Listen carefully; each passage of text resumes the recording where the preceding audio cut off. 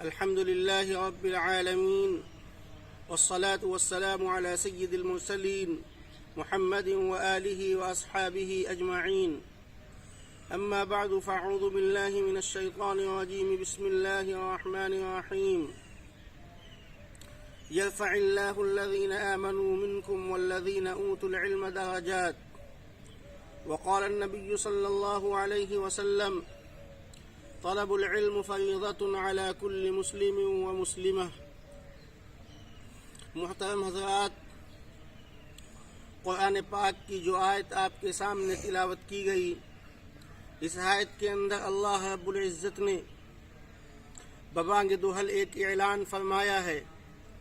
وہ اعلان یہ ہے کہ اے دنیا میں رہنے والے انسانوں، دھوپ اور سایہ برابر نہیں ہو سکتے ہیں، زندہ اور مردہ برابر نہیں ہو سکتے ہیں، رات اور دن برابر نہیں ہو سکتے ہیں.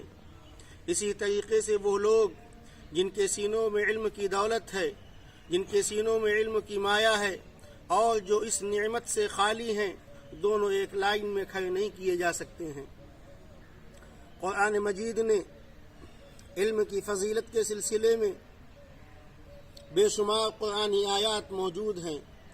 اللہ رب العزت کا ارشاد ہے: یرفع اللہ الذین آمنوا منکم والذین اوتوا العلم درجات، کہ اللہ تعالیٰ نے اہل علم کے درجات کو بلند کیا ہے.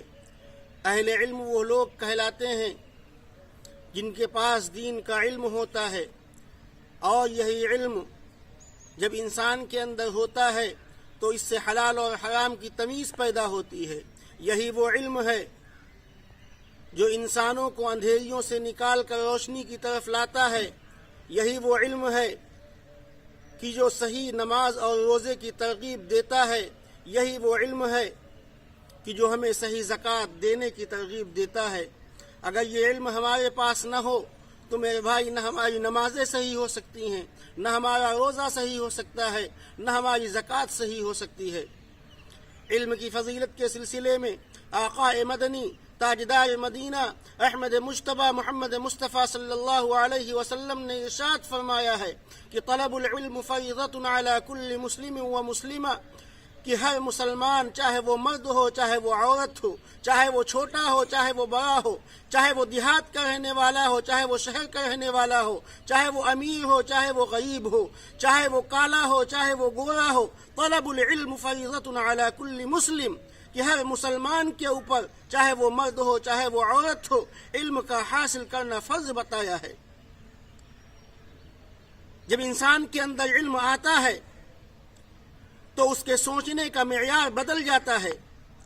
اللہ کے نبی صلی اللہ علیہ وسلم نے دوسرے موقع کے اوپر ارشاد فرمایا کہ اطلب العلم من المہد الی اللحد، کہ ماں کی گود سے قبر کی گود تک علم کو حاصل کرو.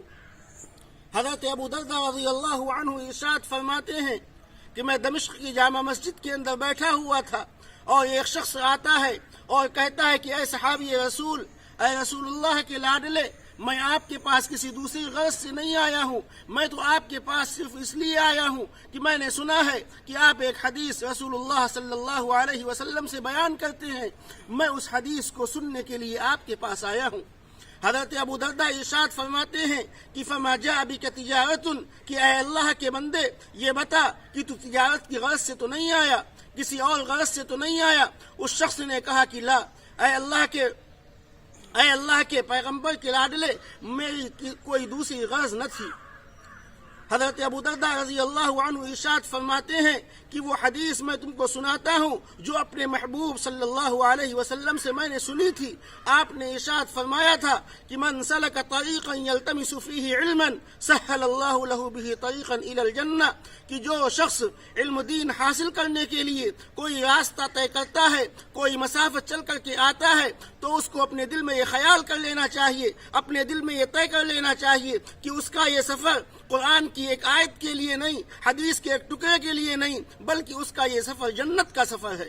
وہ جنت کی طرف چلتا چلا جا رہا ہے، وہ جنت کی طرف چلتا چلا جا رہا ہے. تو ہمیں چاہیے کہ ہم علم دین کی طرف توجہ دیں. جب علم آئے گا میرے بھائی، ہماری نمازیں صحیح ہو جائیں گی، آج مسجدیں بھری رہتی ہیں، لیکن خدا کی قسم اگر صرف 5 لوگوں کو اس طریقے سے ڈھونڈا جائے کہ جن کو نماز کے فرائض معلوم ہو، نماز کے واجبات معلوم ہو، نماز کی سنتیں معلوم ہو، تو شاید کہ پوری مسجد میں 5 لوگ بھی ایسے نہ ملے۔ میرے بھائی، علم کی بڑی فضیلت ہے۔ حضرت محمد مصطفیٰ صلی اللہ علیہ وسلم نے ہمیں اور آپ کو توجہ دلائی ہے۔ ہمیں چاہیے کہ علم دین کے سلسلے میں ہم اپنے بچوں کو تیار کریں، علم دین کے سلسلے میں ہم خود اپنے آپ کو تیار کریں کہ دین کا علم حاصل کریں۔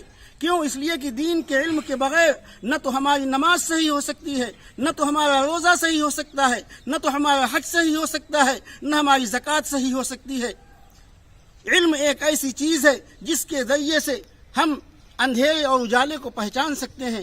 اللہ تعالی ہم سب کو علم دین کی صحیح سمجھ نصیب فرمائے اور ہمارے دلوں کے اندر علم دین کو حاصل کرنے کا شوق اور جذبہ اللہ تعالی پیدا فرمائے۔ وآخر دعوانا الحمد للہ رب العالمین۔